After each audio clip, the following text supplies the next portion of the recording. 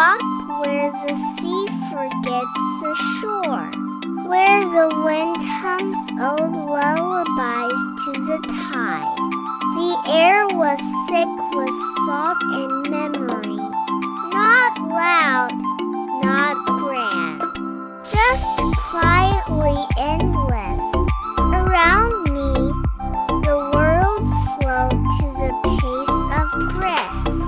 Inhale, exhale, a rhythm older than time, older than thought.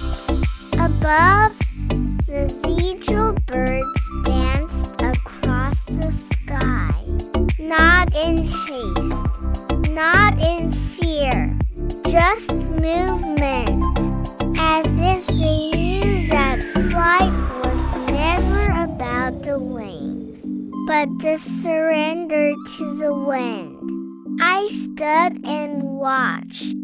One dipped low, skimming the water like it was greeting an old friend. Another circled high, alone, yet never lonely.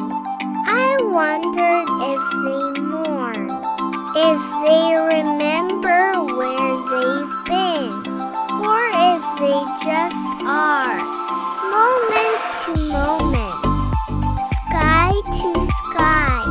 The sun moved slowly across the horizon, casting golden light on restless waves. It painted shadows on the sand, and for once, I didn't chase the light. I let the stillness speak. It told me things I never heard in noise.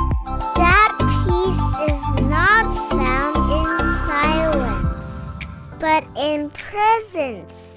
That beauty doesn't try. It just exists. In wings, in wind, in water meeting shore.